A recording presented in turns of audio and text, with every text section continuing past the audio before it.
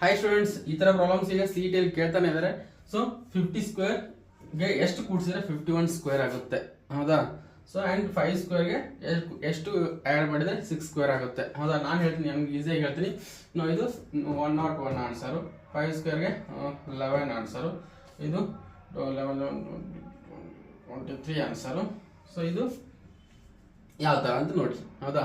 So ಇದು ನಾನು ಎಷ್ಟು ಬೇಗ ಹೇಳಿದಲ್ವಾ, ನಿಮಗೂ ಆ ಥರ ಬೇಗ ಹೇಳ್ಬೇಕಂತ ಅನ್ಸುತ್ತಲ್ವಾ? ಸೊ ಅದು ಯಾವ ತರ ಇರುತ್ತೆ ಅಂತೇಳಿ ಅದು ನೀವು ಲೆಕ್ಕ ಮಾಡ್ಬೋದು ಕೂತ್ರೆ ಆಗೋದಿಲ್ಲ ಎಕ್ಸಾಮ್ ಟೈಮಲ್ಲಿ, ಹೌದಾ? ಸೊ 50 ಸ್ಕ್ವೇರ್ ಮಾಡಬೇಕು, -51 ಸ್ಕ್ವೇರ್ ಮಾಡ್ಕೊಂಡು ಆಮೇಲೆ ಅದನ್ನ ಮೈನಸ್ ಮಾಡೋ, ಇದು ಮೈನಸ್ ಮಾಡೋ, ಅದು ನಿಮಗೆ ಬೇಡವೇ ಬೇಡ. ಈಸಿ ಟ್ರಿಕ್ ಏನಪ್ಪಾ ಅಂದ್ರೆ 50 ಸ್ಕ್ವೇರ್ ಮೈನಸ್ 51 ಸ್ಕ್ವೇರ್ ಇವನ್ನೆರಡನ್ನು ಆ್ಯಡ್ ಮಾಡಿ ಅಷ್ಟೇ. 50 ಸ್ಕ್ವೇರ್ 50 ಪ್ಲಸ್ 51 ಎಷ್ಟು ಬರುತ್ತೆ?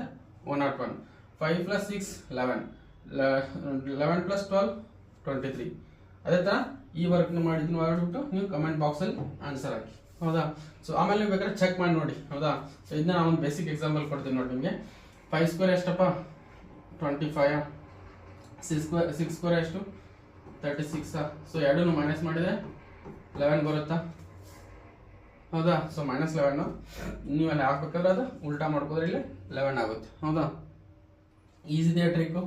ಸೊ ಈ ಥರ ಪ್ರಾಬ್ಲಮ್ಸ್ SDA ಎಕ್ಸಾಮ್ಸ್ ಎಲ್ಲ ಕೇಳ್ತಾರೆ, 10th ಮೇಲೆ ಜಾಬ್ಸ್ ಎಲ್ಲ ಕೇಳ್ತಾ ಇರ್ತಾರೆ. ಸೊ ಈಸಿಯಾಗಿದೆ, ಅಪ್ಲೈ ಮಾಡಿ, ಇದನ್ನು ವರ್ಕ್ ಮಾಡಿಬಿಟ್ಟು ಕಮೆಂಟ್ ಬಾಕ್ಸಲ್ಲಿ ಆನ್ಸರ್ ಹಾಕಿ.